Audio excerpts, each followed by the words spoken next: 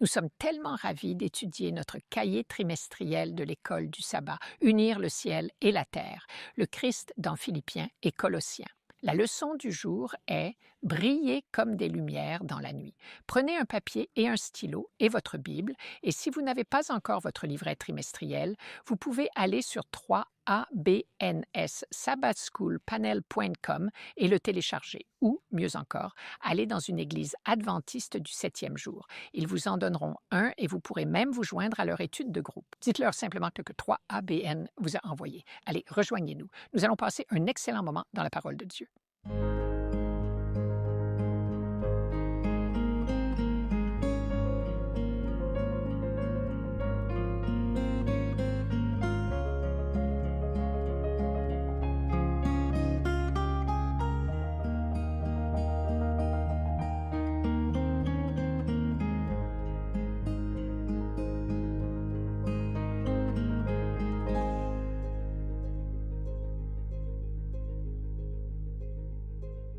Bonjour, je suis Shelley Quinn et nous sommes ravis de votre présence pour le panel de l'École du sabbat de 3ABN.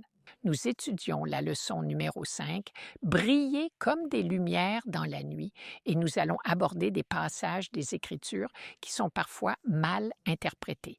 Vous passerez un moment vraiment béni avec nous aujourd'hui et nous sommes très heureux de vous présenter la parole de Dieu. Permettez-moi de vous présenter votre famille 3ABN autour de cette table. Reese Rafferty, qui était avec nous le trimestre dernier, nous rejoint à nouveau. Merci.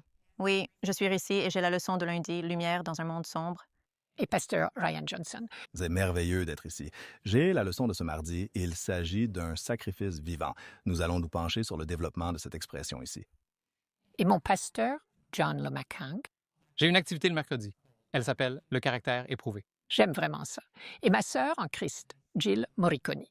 Merci, Shelley. Nous avons les sœurs et les frères aujourd'hui. Jeudi, nous parlons de tenir de tels hommes en estime. J'apprécie beaucoup cela. Je vais demander à Reese, est-ce que vous seriez d'accord pour nous faire la prière d'ouverture, s'il vous plaît? Oui, notre Père céleste, nous te sommes si reconnaissants de nous avoir apporté ta parole à travers les générations, à travers les siècles de conflits dans ce monde, et de l'avoir préservée pour nous, et nous te sommes si reconnaissants de pouvoir lire ces saintes paroles. Nous te prions qu'en les étudiant aujourd'hui, tu mettes en lumière les vérités que tu as pour nous personnellement et individuellement. Bénis toutes les personnes qui nous regardent. Bénis-nous ici, sur ce plateau, que tes anges soient présents pour nous assister, pour nous donner les paroles que tu voudrais que nous communiquions. Au nom de Jésus, Amen. Amen et Amen, brillant comme des lumières dans l'obscurité de la nuit. Notre texte à mémoriser est Philippiens 2, 14 et 15. Faites toutes choses sans murmure ni discussion, afin que vous soyez irréprochables et purs. Enfants de Dieu sans reproche au milieu d'une génération tordue et perverse, parmi laquelle vous brillez comme des lumières dans le monde. Maintenant, en fait, je crois, Rici, que c'est votre texte que vous allez aborder. Pour gagner du temps, nous passons directement à dimanche, car la leçon de dimanche est quelque chose qui fait dire à certains « qu'est-ce que Dieu veut dire par là ?» Nous mettons en œuvre ce que Dieu opère en nous. Vous savez, la semaine dernière, dans Philippiens 2, versets 5 à 8, Paul a décrit comment Dieu s'est fait chair. Il s'est vidé, est descendu et est devenu la personne de Jésus-Christ. Et il était l'exemple parfait d'humilité et d'obéissance, mais maintenant, Paul passe de l'obéissance du Christ à notre obéissance. Donc, si vous avez vos Bibles, nous sommes dans Philippiens 2, versets 12 à 13. Paul écrit « C'est pourquoi, mes bien-aimés, comme vous avez toujours obéi, non seulement en ma présence, mais bien plus encore maintenant en mon absence, travaillez à votre propre salut avec crainte et tremblement. J'avais l'habitude de m'arrêter là et mes genoux tremblaient de peur. Mais il continue et il est essentiellement, si je pouvais ajouter une parenthèse, ce qu'il dit, c'est « mais pas par votre propre force », parce qu'il continue en disant car c'est Dieu qui opère en vous et le vouloir et le faire selon son bon plaisir. Ces deux versets résument l'un des plus grands mystères de la vie chrétienne, à savoir comment la grâce de Dieu et notre coopération peuvent s'harmoniser et agir de concert. Et Paul dit, « Vous avez fait preuve d'obéissance par le passé, quand j'étais présent parmi vous. Continuez à obéir et surtout, continuez à vivre pleinement votre foi. Ceci est le processus de sanctification. Travaillez à votre propre salut avec crainte et tremblement. Or, il n'enseigne absolument pas le salut par les œuvres. Il est très important de bien comprendre cela. Le salut est par la grâce seule. Il enseigne un salut qui s'opère. L'expression « travailler » signifie mener à son terme, vivre pleinement et lui donner sa pleine expression. Ce que Paul est en train de nous dire, en substance, c'est ceci, que le salut que Dieu a commencé en vous soit rendu visible, qu'il se manifeste concrètement dans votre vie de tous les jours. C'est comme un musicien qui pratique de la musique déjà écrite par quelqu'un d'autre. C'est comme un mineur qui creuse dans la terre et en extrait les trésors qui sont déjà cachés dans la terre. Nous ne créons pas le salut. Nous coopérons avec ça. Donc, verset 13, il dit « Pas par notre propre pouvoir, mais celui de Dieu, car c'est Dieu qui agit en vous pour vouloir et faire son bon plaisir. » C'est un bel équilibre. Dieu le met en œuvre. Nous le mettons en pratique dans notre marche quotidienne, notre conduite, nos actions. Notre rôle est, c'est toujours, le salut appartient à Dieu.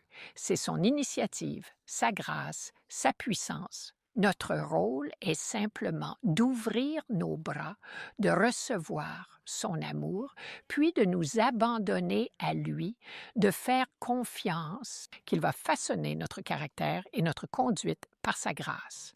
Le message de Paul, tel qu'il est présenté ici dans Philippiens 2, les versets 11, 12 et 13, s'accorde parfaitement avec ce qu'il a pu écrire dans d'autres passages de ses épîtres.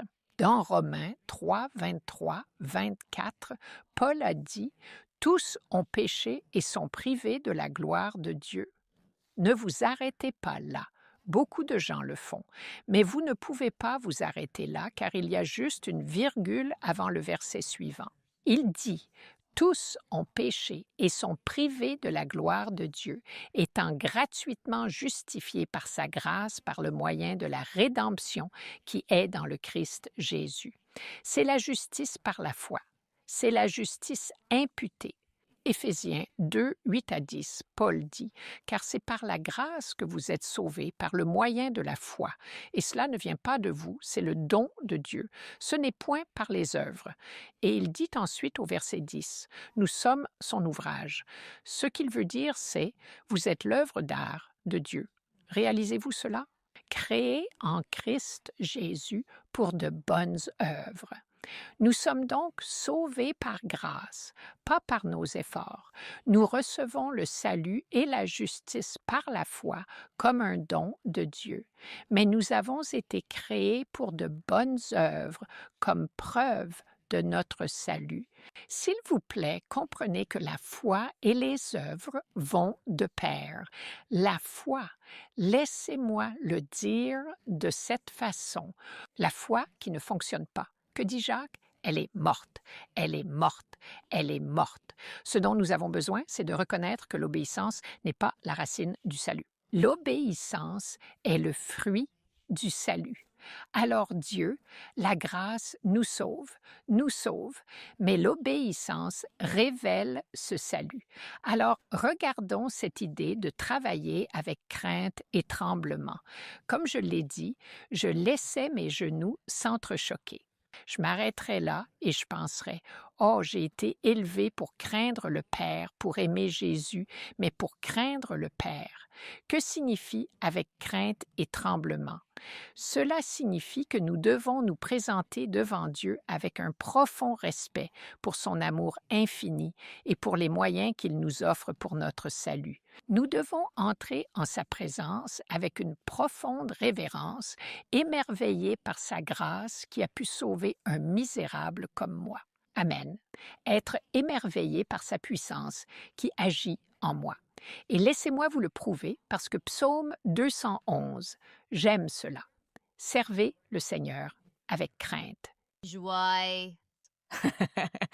Alors, Tu as la mauvaise version. Réjouissez-vous avec tremblement. Mais voyez, C'est ce que... servez le Seigneur avec crainte signifie révérence. Servez le Seigneur avec joie. servez le Seigneur avec, réjouissez-vous avec tremblement. Comment pouvez-vous vous réjouir et avoir les genoux qui s'entrechoquent en même temps? Nous devons donc mettre ces mots en perspective, reconnaître que le Saint-Esprit, quand nous prenons conscience que la présence divine habite en nous, guidant nos pensées, interpellant nos cœurs, transformant notre caractère en profondeur, comment pourrions-nous ne pas nous approcher de Dieu avec une révérence et une humilité sincères? Philippiens 2,13 dit « C'est Dieu qui produit en vous le vouloir et le faire, selon son bon plaisir. » Que se passe-t-il donc? Il agit en nous pour changer nos désirs. Il aligne notre volonté sur sa volonté parfaite.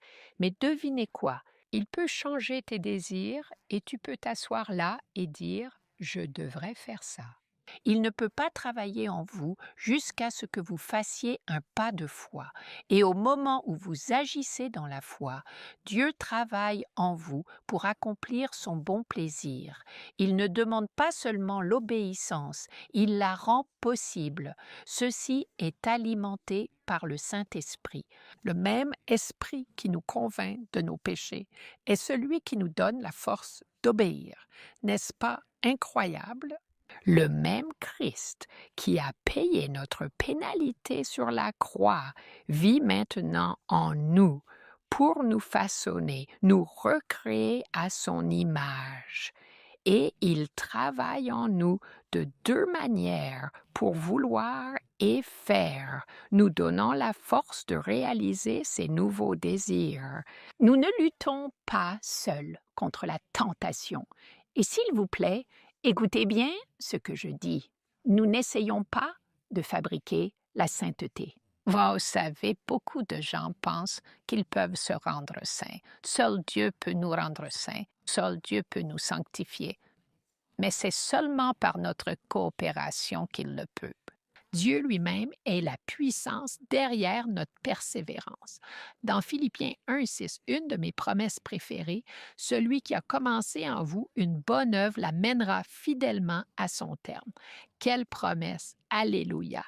Amen. Je veux dire, quand je me décourage, je me tourne toujours vers ça. Il arrive que notre nature déchue résiste à ce que Dieu cherche à accomplir en nous, car notre vieil homme ne disparaît pas aisément. Paul a lui-même mené ce même combat. Il a dit dans Romains 7, 19, « Le bien que je veux faire, je ne le fais pas, et le mal que je ne veux pas faire, c'est ce que je pratique. » Mais dans Philippiens 4, 13, il proclame la victoire. Il a appris cette vérité. « Je peux tout accomplir par le Christ qui me fortifie. » Alors, chaque jour, nous choisissons simplement de nous abandonner à lui et de laisser Dieu continuer son œuvre en nous. Et quand la tentation vient, tu peux simplement dire « Ô Seigneur, je ne peux pas résister, mais tu peux. Travaille en moi pour vouloir et faire ton bon plaisir. Vis en moi. Change-moi, Seigneur. » Imagine un gant posé ici sur la table. Le gant ne peut rien faire tout seul. Il est posé là. Mais quand une main entre et en sort de ce gant, le gant s'anime. Il peut saisir des objets, il peut déplacer des choses, il peut agir. Et c'est exactement comme notre vie chrétienne. Nous sommes impuissants sans le Christ, mais quand le Saint-Esprit, Jésus a dit « Sans moi, vous ne pouvez rien faire ». Lorsque le Saint-Esprit vient en nous, nous retrouvons la vie et nous accomplissons la volonté de Dieu. Amen, amen. Donc, la leçon de lundi, Lumière dans un monde sombre, est basée sur Philippiens 2, 14 à 16. Et je vais juste la relire puisque c'est notre verset biblique à mémoriser. « Faites toutes choses sans murmurer ni discuter, afin que vous soyez irréprochables et innocents, des enfants de Dieu sans tache au milieu d'une génération tortueuse et pervertie, au sein de laquelle vous resplendissez comme des luminaires dans le monde. Faire toutes choses sans se plaindre ni discuter, est-ce même possible? Pouvez-vous imaginer un monde où il n'y a pas de plainte ou de dispute? Oui. Et une nation et une maison où il n'y a pas de plainte ou de dispute? Vous imaginez ce que ça donnerait. Pourquoi se plaint-on et pourquoi se dispute-t-on? Eh bien, nous nous plaignons parce que nous n'aimons pas quelque chose et nous nous disputons parce que nous ne sommes pas d'accord avec quelque chose. Mais il s'avère que se plaindre et se disputer ne nous sont pas très bénéfiques. Il y a donc une loi du cerveau, c'est la loi de Hebb, et elle stipule que les cellules cérébrales qui s'activent ensemble se connectent ensemble. Et chaque pensée de plainte que nous avons et que nous exprimons forme littéralement des réseaux neuronaux dans notre cerveau, des chemins dans notre cerveau où les cellules cérébrales s'activent ensemble et se connectent encore plus fortement ensemble, plus elles sont renforcées. Et très vite, plus nous nous plaignons, plus nous commençons à analyser et à relever le négatif entre nous ou dans les situations et les circonstances, plus notre cerveau devient littéralement programmé pour penser ainsi. Donc, nous formons littéralement, vous savez, des chemins qui deviennent de plus en plus faciles à répéter. Et très vite, cela fait partie de notre caractère, de notre disposition à un peu chipoter et voir le négatif dans les situations. Se plaindre devient notre comportement par défaut. C'est effrayant, n'est-ce pas? Cela fait partie de notre perspective même. Et les disputes, alors? Eh bien, c'est intéressant car des études en laboratoire ont démontré que les partenaires qui manifestent des comportements plus négatifs et moins positifs durant un conflit, tels que se critiquer mutuellement ou se désengager de la conversation, avaient des niveaux de cortisol plus élevés que leurs homologues moins négatifs et plus positifs. Alors, le cortisol est cette hormone de stress qui, lorsqu'il devient élevé, surtout lorsqu'il est dans un état chronique, peut en fait entraîner des effets néfastes sur la santé, comme l'inflammation ou la prise de poids. Une autre étude indique que les conflits peuvent altérer la fonction endocrine et immunitaire. Et dans une étude danoise qui s'intitulait « Relations sociales stressantes et mortalité », une étude de cohorte prospective a clairement mis en évidence que des conflits fréquents, quel que soit le type de relation sociale, étaient associés à un risque de mortalité accru de 2 à 3 fois. Donc, cela signifie la mort. Vous savez, causer la mort de n'importe quelle cause, ce qui est incroyable. Alors, Paul dit-il dans ces versets que nous ne devrions jamais être en désaccord, que nous ne devrions jamais ne pas aimer quelque chose. Je ne pense pas que ce soit ce qu'il dit. Vous savez, quand les couples viennent me voir et qu'ils disent « Oh, on ne se dispute jamais », je pense toujours. Eh bien, qui est le lèche-botte ici, n'est-ce pas? Qui dont la voix n'est pas écoutée? Qui ne se sent pas libre de communiquer dans sa relation? Mais vous savez, peut-être qu'ils disent « Nous avons appris à être en désaccord sans nous disputer ». Et je pense que c'est là l'admonition biblique. Comment pouvons-nous être en désaccord sans nous disputer? Ce serait quelque chose de puissant dans n'importe quelle relation. Nous pouvons ne pas aimer sans créer de la noirceur pour les autres et, vous savez, créer ces réseaux neuronaux dont nous avons parlé qui deviennent un modèle pour nous. Sans jeter le blâme ou nous faire du mal mutuellement, pouvons-nous communiquer nos aversions et notre insatisfaction de cette manière? La Bible dit que c'est possible. Peu d'entre nous ont grandi dans des foyers où nous avons peut-être appris ce genre de compétences, mais il n'est pas trop tard. La Bible contient d'étonnantes règles bibliques de combat et je veux juste en partager quelques-unes ici avec vous. Proverbe 30:33 dit « Car comme le barattage du lait produit le beurre et comme le fait de presser le nez fait jaillir le sang, ainsi la pression de la colère produit la discorde. » Il y a une pression qui monte en nous avant que nous n'explosions, n'est-ce pas? Comment faire pour relâcher cette pression, pour qu'elle ne se manifeste pas en dispute? Et mon encouragement, c'est « Et si on prenait une pause comme une très profonde respiration avant de répondre au conflit. Et puis, je pense que cette pression, nous relâchons cette pression qui fait surgir le beurre et le sang du conflit et de la querelle et des conflits. Je ne crois pas que la réponse soit de tout garder pour soi. Cela ne va pas fournir la solution. Mais si nous nous accordons ce temps de respiration avant de réagir, nous faisons en réalité passer notre système nerveux de cette réponse du système nerveux sympathique de lutte, de fuite ou de figement à une réponse nerveuse parasympathique qui sera bien plus calme et maîtrisée. Ainsi, lorsque nous sommes en mode combat, c'est là que nous utilisons des mots forts et féroces. Si nous passons en mode fuite, c'est alors que nous claquons la porte, fuyons, ne répondons pas au message, n'est-ce pas? Ignorons l'autre personne. Lorsque nous sommes terrifiés, c'est alors que nous adoptons une posture défensive envers l'autre personne et commençons à nous défendre avec des mots, et cela ne se termine jamais bien, n'est-ce pas? Cela n'apporte en réalité aucune solution. Dans ce souffle calme et profond, c'est là que nous pouvons soumettre notre cause à notre avocat céleste pour qu'il nous accorde sa grâce dans ce conflit. Proverbe 22:10 est le prochain point. Il est dit « Chasse le moqueur et la discorde s'en ira. Oui, la querelle et l'opprobre cesseront. » Et si nous renoncions à l'objectif de vouloir gagner la discussion, c'est vrai. Et si on ne méprisait pas l'autre, tu sais, en le rabaissant ou en essayant de rendre sa perspective insignifiante ou stupide, et si notre but était la connexion, est-ce que ça va vraiment me faire du mal d'essayer de comprendre votre perspective et votre position? Et si je prenais le temps de pouvoir le faire? Voici le troisième point. Un homme violent excite des querelles, mais celui qui est lent à la colère apaise les disputes. Et j'ai l'impression que ce verset nous encourage vraiment à contrôler nos émotions ou à attendre de pouvoir le faire. Jacques 1,19 dit que tout homme soit prompt à écouter, lent à parler, lent à la colère. Chez nous, nous utilisons l'acronyme EAR. C'est l'empathie où l'on prend le temps de vraiment s'écouter et de redire ce que l'on a entendu l'autre dire, ce qui leur donne l'occasion de répondre « Non, ce n'est pas exactement ce que je voulais dire » ou « Vous n'avez pas bien compris » ou « Oui, c'est exactement ce que je voulais dire ». Ah, c'est votre tour. Vous prenez la parole et partagez votre point de vue. Et R, c'est pour le respect. Donc, tout se fait dans un environnement respectueux. Le dernier principe, le Seigneur regarde le cœur. La plupart du temps, les sujets de nos disputes ne sont pas le véritable problème. Il y a un cœur du problème bien plus profond que ce dont on discute. Pouvons-nous identifier ce que c'est et y remédier? Nous avons naturellement tendance à blâmer. Nous sommes naturellement méprisants, ce qui n'est pas respectueux, et nous finissons par nous disputer, à moins que, par la puissance de Dieu et sa parole, nous appliquions ces principes, vous savez, à notre vie quotidienne pratique, nous puissions vivre quelque chose de si complètement différent. Nous avons le choix de ne pas nous plaindre ni d'argumenter de cette manière. Et croyez-moi, nous serons comme des lumières dans un monde très sombre.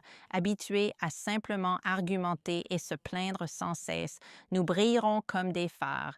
Comme l'auteur de l'ouvrage The Sabbath School le fait si bien remarquer, plus la nuit est sombre, plus le contraste est grand, et ce contraste sera d'une beauté magnifique. Quand on pense à être mondain, et c'est une partie de ce que ce verset, vous savez, abordait, la différence entre le monde et le peuple de Dieu, et souvent quand on pense à être mondain, on pense aux apparences extérieures, peut-être au comportement extérieur.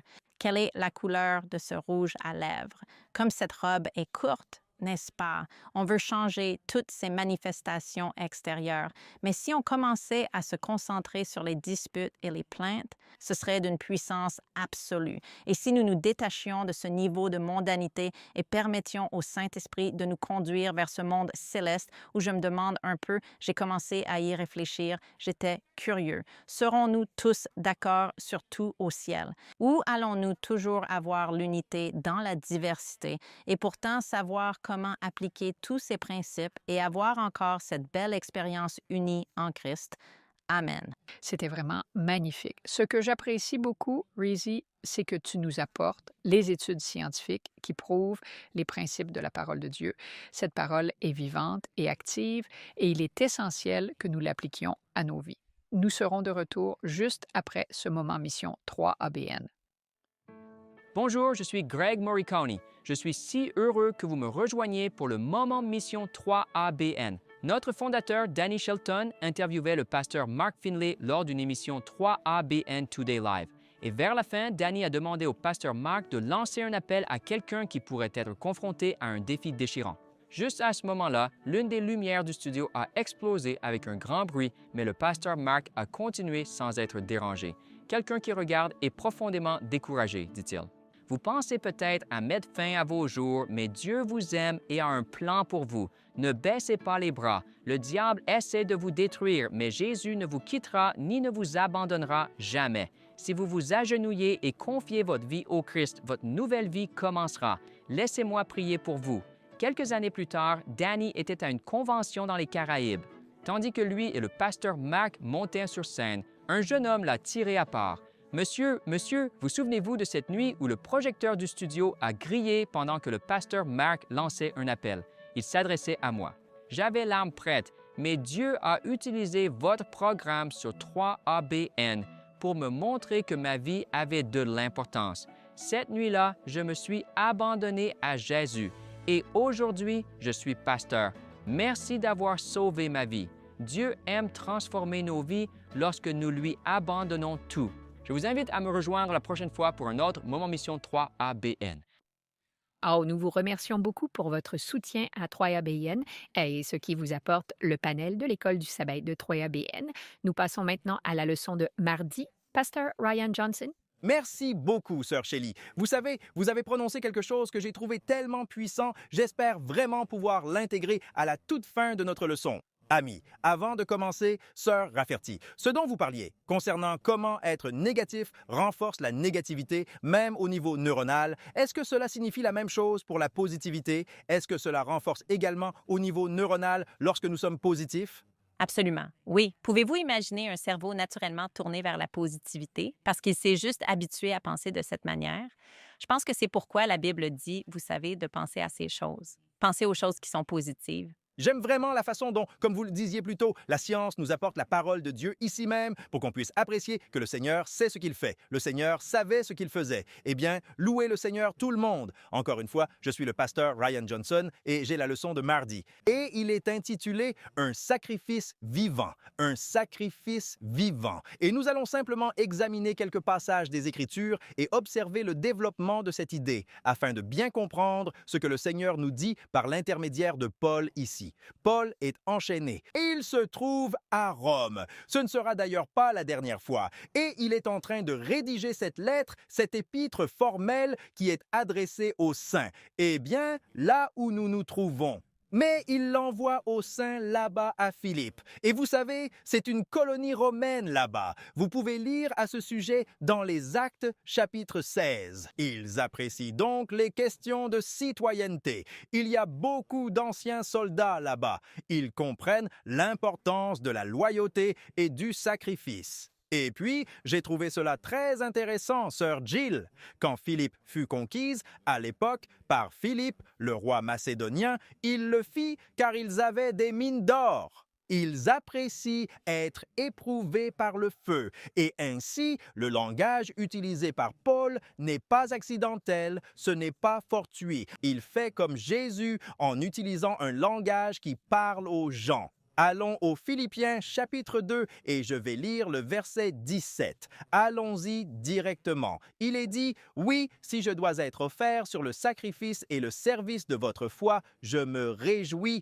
Et le voici, Sœur Shelley, et je jubile et pitié avec vous tous. » Verset 18, « Pour la même raison, vous aussi, réjouissez-vous et soyez dans la joie avec moi. » Maintenant, il est dit, oui, si je dois être offert, ce « si » est très important. Nous y reviendrons plus tard. Mais le mot « offert », là, en grec, spendomai, signifie littéralement « verser ». Paul dit, « Oui, si je suis répandu sur le sacrifice et le service de votre foi, je me réjouis et exulte avec vous tous. » De quoi s'agit-il? Ce répandu. Alors, allons-y et examinons cela. Tournez-vous avec moi au chapitre 35 de la Genèse. Nous allons voir d'où vient ce langage déversé et ce qu'il signifie. Chapitre 35 de la Genèse. Je vais aller au verset 13. Écoutez ce que ça dit. Ça dit, « Et Dieu s'éleva d'auprès de lui, de cet endroit même où il lui avait parlé. Et Jacob, érigea une stèle, un monument à l'endroit où il lui avait parlé. Dieu, une stèle de pierre, et il y versa une libation, une offrande liquide, et il y versa de l'huile. » Est-ce qu'il gaspille cette boisson? Est-ce qu'il gaspille de l'huile? Nous y reviendrons plus tard. Et ensuite, il est écrit, « Et Jacob donna le nom de Béthel à l'endroit où Dieu lui avait parlé. » Béthel. Ah, la maison d'El. J'aime beaucoup ça. Maintenant, allons au livre du Lévitique, chapitre 23. Regardez un peu plus de cela, de ce déversement. Et maintenant, je vais vous lire le verset 13. Et il est dit, l'offrande de gâteau qui l'accompagne sera de 2/10 d'épha de fleurs de farine pétrie à l'huile et une offrande faite par le feu à l'Éternel d'une agréable odeur. Et l'offrande de boisson qui l'accompagne sera de vin, de jus de raisin, le quart d'un hin. Ce qu'ils faisaient dans le cadre de leur offrande, de leur action de grâce, c'est qu'ils versaient au sujet de l'Holocauste. N'est-ce pas intéressant? Maintenant, il est très difficile de lire cette partie sur le fait de verser comme notre expression de gratitude et de sacrifice au Seigneur sans penser à une autre histoire. Je sais que votre esprit doit être allé ici, pasteur Lomakong. Allons à Jean chapitre 12. Regardons cela ici même. Car ici, nous avons la juxtaposition de ce que nous vivons et de ce que le monde peut percevoir lorsque nous nous donnons entièrement. Voici ce que dit Jean, chapitre 12, verset 1. Alors Jésus, 6 jours avant la Pâque, vint à Béthanie, où était Lazare, celui qui avait été mort et qui l'avait ressuscité des morts. Là, on lui prépara un souper et Marthe s'occupait du service. Rendons grâce au Seigneur pour toutes les Marthes. Mais Lazare était l'un de ceux qui étaient assis à table avec lui. Alors Marie prit une livre d'un parfum de nard pur, très coûteux, et en oignit les pieds de Jésus. Elle répandit toute sa gratitude sur le Sauveur. Maintenant, regardez ce que quelqu'un dit au verset 5. Pourquoi ce parfum n'a-t-il pas été vendu pour 300 deniers et donné aux pauvres? Vous voyez, dans leur esprit, le fait d'être versé était un gaspillage. Mais regardez ce que Jésus dit. Laissez-la faire, elle a gardé ceci pour le jour de mon ensevelissement, car vous avez toujours les pauvres avec vous, mais moi, vous ne m'avez pas toujours. Il dit qu'elle rend grâce dans son geste de sacrifice. Et donc, nous commençons à voir comment Paul pense quand il dit « Je suis versé ». Nous avons un dernier texte à parcourir avant de retourner aux Philippiens. Tournez avec moi à 2 Timothée 4 et je vais lire le verset 6. Maintenant, nous sommes à une époque bien différente. Paul est en prison et je vous invite à écouter attentivement ce qu'il déclare, car je suis déjà prêt à être offert en sacrifice. Ce terme, offert, vient du même mot grec qui signifie versé ou répandu. Et le moment de mon départ est arrivé. Il envisage son martyre imminent et on pourrait légitimement se demander « Eh Paul, votre souffrance est-elle vaine? Vous êtes-vous déjà retrouvé dans cette situation? Avez-vous déjà souffert? » Paul dit « Peut-être que pour vous, c'est du gâchis, mais pour moi, c'est mon action de grâce envers le Seigneur. » Et il utilise ces mots « Je suis répandu comme une libation ». Mais comparé cela, nous allons revenir aux Philippiens à ce qu'il déclare dans cet épître. Alors retournons à Philippiens 2 et examinons-le à nouveau. Il est dit, oui, verset 17, « Si je suis répandu sur le sacrifice ». Donc, vous voyez la différence de mentalité quand il écrit ceci ici et quand il l'écrit dans 2 Timothée. Ici, c'est « si je suis », mais dans 2 Timothée, il est dit « je le suis très certainement ». Mais l'attitude n'a pas changé. Son offrande, c'est l'expression de sa gratitude envers Dieu. Sa souffrance n'est pas vaine. Mais regardez ce qu'il dit. Nous sommes toujours au verset 17. Il dit « Si je suis offert, si je suis versé en libation sur le sacrifice et le service de votre foi. » D'accord, c'est donc lui qui est versé. Mais observez bien ce qu'est réellement le sacrifice. C'est le service de leur foi. Habituellement, quand nous pensons au sacrifice, nous pensons à la mort. Et cela a du sens parce que tout au long de la période du Temple, oui, l'agneau sacrificiel est ce que le Christ a donné et fait pour nous. Mais Paul introduit maintenant un nouveau concept. Votre sacrifice est votre service et votre foi, et vous ne pouvez pas le faire si vous êtes mort. Vous devez être vivant. Oh, tournez avec moi, s'il vous plaît, au livre des Romains. Nous allons nous rendre au chapitre 12 de l'Épître aux Romains, et là, nous allons voir Paul en parler de manière encore plus détaillée. Il déclare au verset 1er, « Je vous exhorte donc, mes frères et sœurs, par les compassions de Dieu, à offrir vos corps. » Et voici ce nouveau concept, cette idée tout à fait nouvelle, un sacrifice vivant. Un service saint, agréable à Dieu, ce qui est votre culte raisonnable. Vous savez, il y a beaucoup de gens qui déclarent « Je suis prêt à mourir pour Jésus », mais ils ne sont pas du tout prêts à vivre pour Jésus. nous le voyons avec Pierre, là, dans le jardin. Il se jette dessus, il est prêt à mourir. Mais ensuite, un peu plus tard, quand on l'interroge autour du feu, « Connais-tu cet homme ?» Pierre ne vivra pas pour le Christ. Paul est amené à ces merveilleuses et saintes conclusions par l'expression profonde de son être. Revenons à l'épître aux Philippiens, car Paul n'a pas encore terminé. Il reconnaît sa propre souffrance, il reconnaît la direction divine du Seigneur, il reconnaît l'importance fondamentale du sacrifice vivant, mais ensuite, il déclare dans Philippiens 2,17 « Je me réjouis et je me réjouis avec vous tous. Pour la même cause, soyez dans la joie et réjouissez-vous avec moi. » Et maintenant, nous arrivons à cette chose incroyable que Sir Shelley a dite. Cet homme est en prison et ses genoux devraient trembler, mais il est difficile d'avoir les genoux qui tremblent quand vous vous réjouissez en Jésus-Christ. Il est difficile d'avoir les genoux qui tremblent quand on a les genoux qui prient. Et c'est ce que dit Paul, « Je me réjouis et c'est un honneur d'être offert pour notre Sauveur. » Et je voudrais prendre quelques instants et je voudrais partager très brièvement un témoignage personnel. J'ai vécu l'expérience unique de prêcher dans une situation où nous craignions que la communauté ne vienne nous tuer. Et mes genoux tremblaient. J'étais terrifié. Mais oui, nous nous sommes rassemblés, avons prié et nous sommes réjouis de cette opportunité de nous dévouer entièrement pour notre Sauveur. Et c'était vrai. Il était difficile d'avoir peur quand on loue Dieu. Alors, mes amis, nous louons Dieu parce que nos souffrances ne sont pas vaines et nous sommes des sacrifices vivants pour notre Maître.